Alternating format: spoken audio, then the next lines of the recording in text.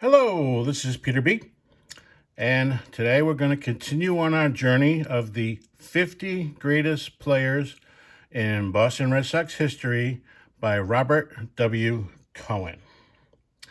So we are working backwards and we're starting off today with number 35, Rico Petrocelli.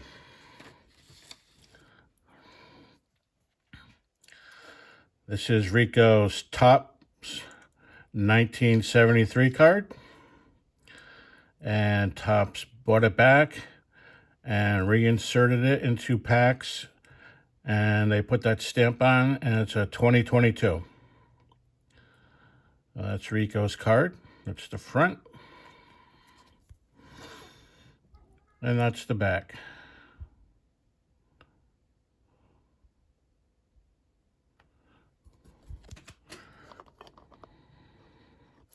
So number 35, Rico Petrocelli.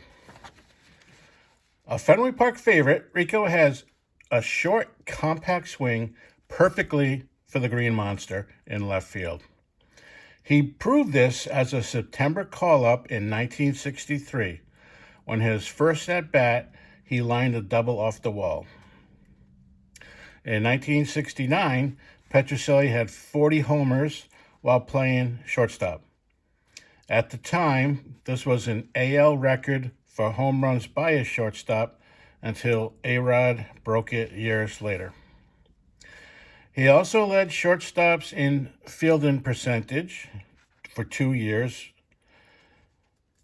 In 1972, the Red Sox acquired Gold Glove shortstop Luis Aparicio, and Rico agreed to move to third base. He then led the fielding percentage for third baseman. Rico retired after the 76 season. He has a 13-year career with the Red Sox. Hit 210 home runs, 773 RBIs, a .251 batting average. He was an all-star in 67, 69, and 72. And he was on the AL champion Red Sox in 1967 as well as 1976. Rico Petrocelli. Okay, now we're moving down to number 74. Kevin Youkilis. This is his 2005 Topps. That's the front, and that's the back.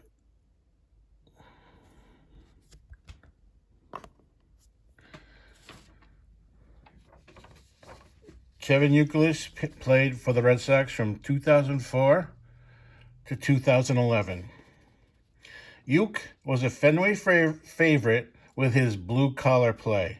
He had grittiness, determination, intensity, and he also had an unusual batting stance.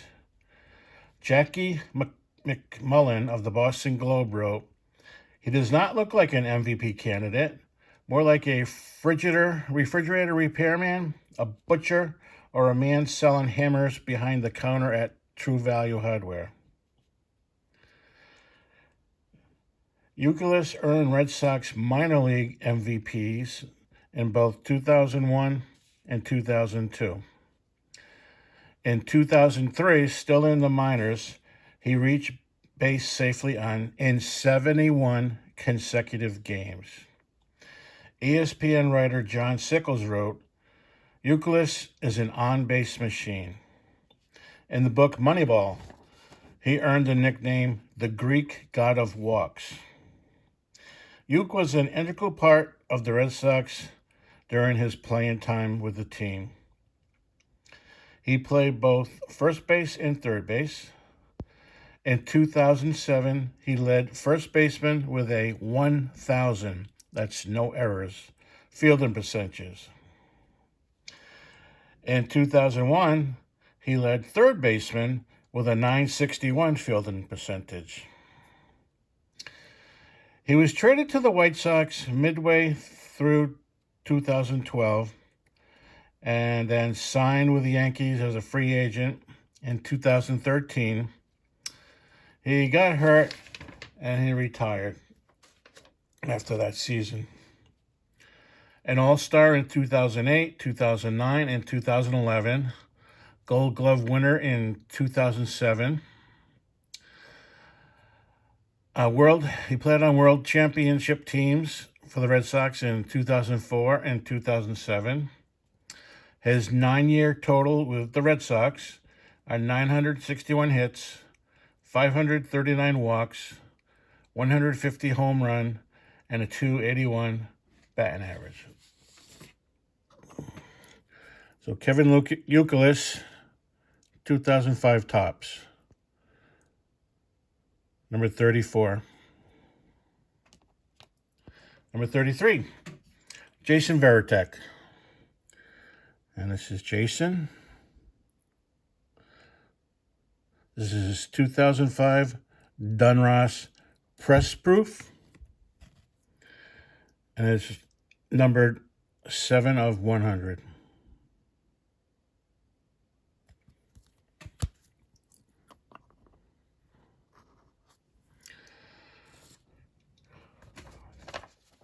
Varitek played for the Red Sox from 1997 to 2011.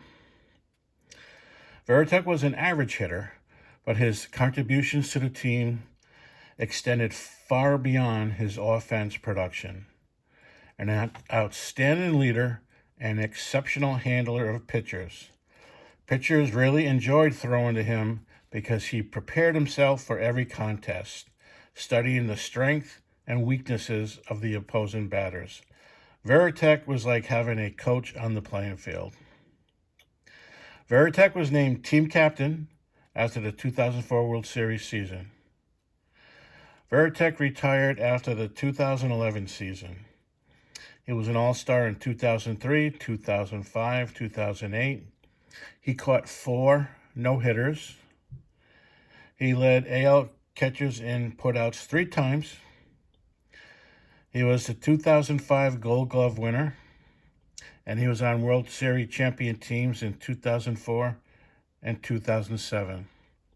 His 15-year stats for the Red Sox: .256 batting average, 193 home runs. So Varitek definitely was a team captain. Everyone in the dugout respected him, and he was very knowledgeable about the opponents. And the pitchers really loved him calling the games. So Jason Varitek, number 33. Number 32, Harry Hooper.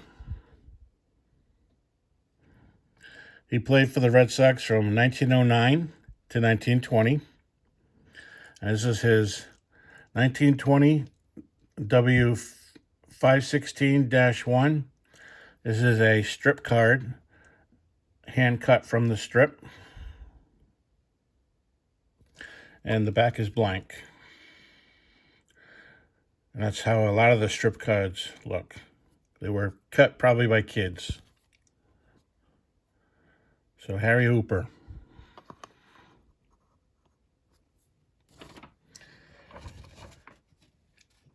Hooper was going to college to get an engineering degree, but while doing so, he also played on the school's baseball team. He started to do well, and scouts began to show.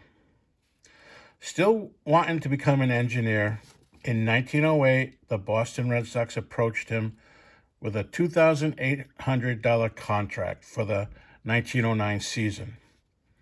This was $1,000 more than he would have made if he taken an engineering job, and also playing part-time in the California League.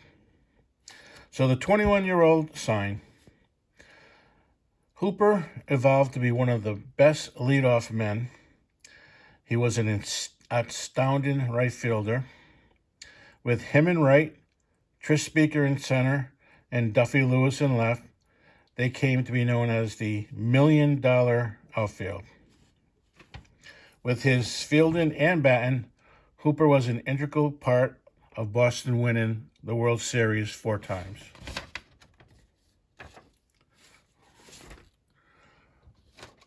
Hooper was going to hold out for the 1921 season until the Red Sox gave him more money. Instead, the Red Sox traded him to the Chicago White Sox. He went on to have 5 great seasons for Chicago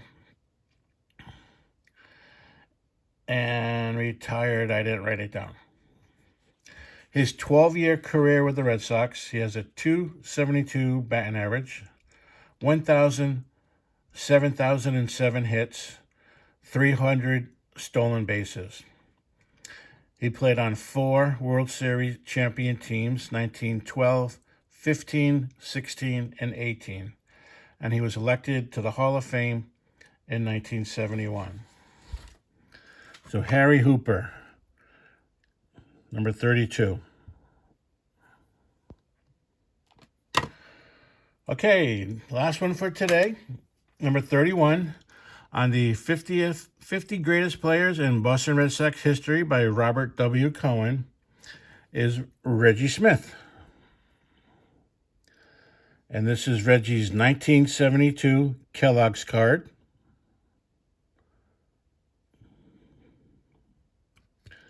And that's the back of it.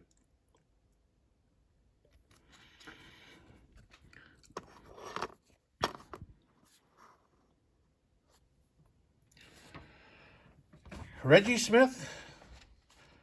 Oh, first of all, Reggie Smith played with the Red Sox from 1966 to 73. Reggie Smith was a true 5-tool player. He batted with power and average from both sides of the plate. A fine center fielder, superior running speed, and a cannon of a throwing arm, and that might have been the best of his era. Smith played in 6 games and in 1966 as a late season call-up for the Sox. The Sox finished in 9th place. But in 1967, and now Dick Williams as manager, Smith was awarded the starting center field job and was an integral piece of the 1967 AL championship team. However, even though he was developing into an all-star in Boston, racism and expectations of his performance really weighed heavily on his mind. It wasn't the teammates with the racism, but the front office and the fans. After the 73 season, he was traded to St. Louis in a multiplayer deal. He did very well there and also had fun playing, unlike in Boston. Midway through the 76 season, he was traded to the Dodgers, doing well at the Dodgers Stadium and helping them get to a World Series. In 1982, he signed a 1-year contract with the Giants as a free agent, and that was his last year in the majors.